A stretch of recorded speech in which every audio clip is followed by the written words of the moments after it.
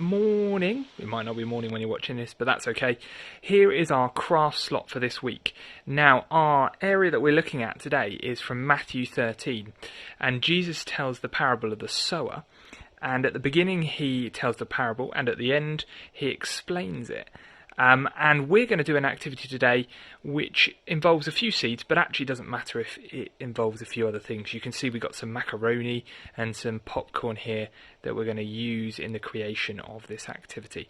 Now, the main things you need to have really here are your pencil and your paper. We've put some card here and some glue. Holly's just reminded me, glue. Yes, glue's important. If you've got PVA or we've got some decoupage glue randomly, you can use that. But yeah, minimum prick stick, ideal PVA. We've got a paintbrush as well to help with the glue spreading, but other than that, whatever you can find in your kitchen to help with this activity is great. Now, here's what you're going to do. As some of you may already know, the parable of the sower is all about the different types of soil that the farmer in Jesus' parable spreads his seed on. By the sounds of it, it sounds like a very careless farmer just spreading the seeds wherever, and it happened to land on 4 different scenarios, 4 different areas. And you may already know that one of them was the path, so it didn't actually have any soil on at all. The second bit was the rocky ground. The third bit was the soil which contained thorns.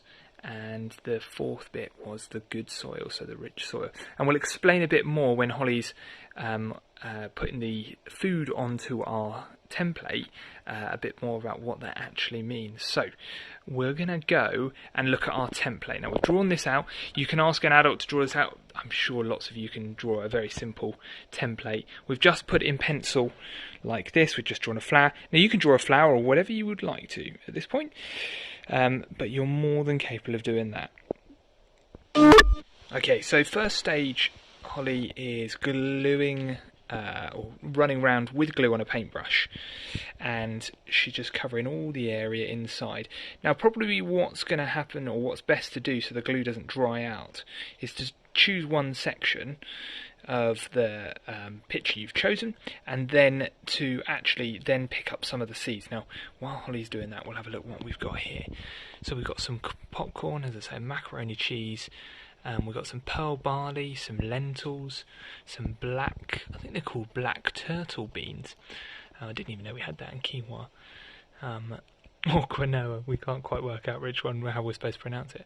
Again, I was unaware we had that in the house either.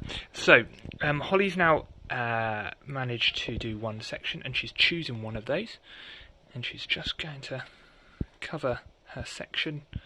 Now, we know that you will be able to do this a lot better. We're adults and we're out of practice doing craft, but we know you're going to do a lot better.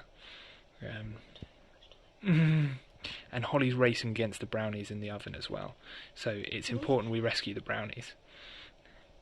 So you can see how this is going to work, and you can, as I say, because you've glued this section first, the other bits that don't go into the section won't stick, hopefully, so you can kind of brush those away and be as neat as you would like to be.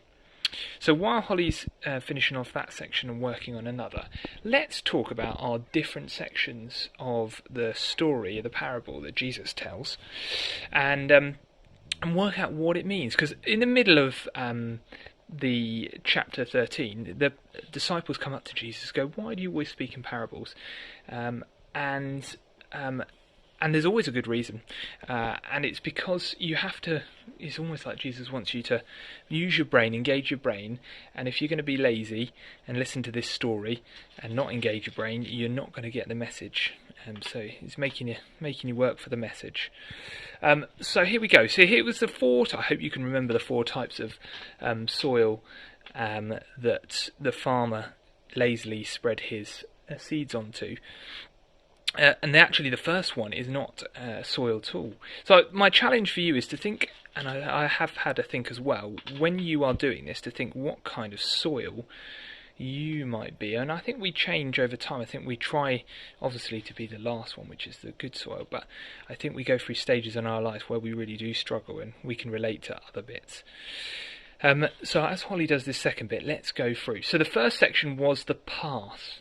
So if you are like the path, you might receive the good news of the gospel, but choose not to believe it. And that's a bit sad, and nothing's going to come from that. There's no growth from that. You might also be the second soil type of ground, which is the stony ground. And obviously the stony ground is, you might hear and receive the word of God with joy to start with, but then struggle in your faith to take it any deeper because you don't have any roots. And equally that's as sad as well. And I definitely think unless we really work at it, there's potential for us all to fall down like that. So it's really important to have those roots.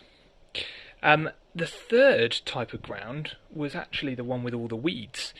Now that's like somebody who starts well again, but also they slowly have their life filled up with distractions and other desires, and so they lose interest in the things of God. And I definitely could think about times in my life where I've been distracted, and I'm definitely try hard to get out of that stage, because I don't think it's a healthy place to be at all. And every time I invest some effort into learning more about God, I get rewarded with finding more and more about the ways he loves me and the stuff that he wants me to do. And finally, the soil that is the rich and good soil that produces a good harvest. Now, we're all aiming to get here, because that's like the person that hears and fully embraces the message of Jesus' word and lives accordingly. So there we go. There's your challenge today, to think what type of soil are you going to try and strive to be, and how are you going to handle Jesus' message and when the gospel's spoken? Are you going to adopt it, and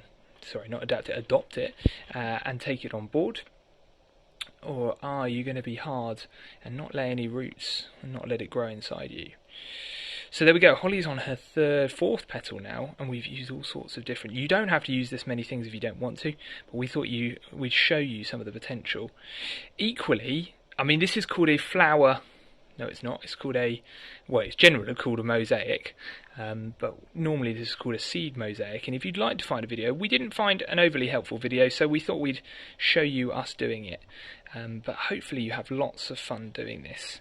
And we'll pop a photo up a bit later on of when it's close to finishing. But yeah, feel free to do as much or as little as you want to. We've worked our way to the popcorn. We found out it's very out of date. So that's the perfect reason to use popcorn, or our popcorn, on a craft activity. But until next week, when we will see you again for another craft activity, hope you enjoy this one and keep safe. God bless.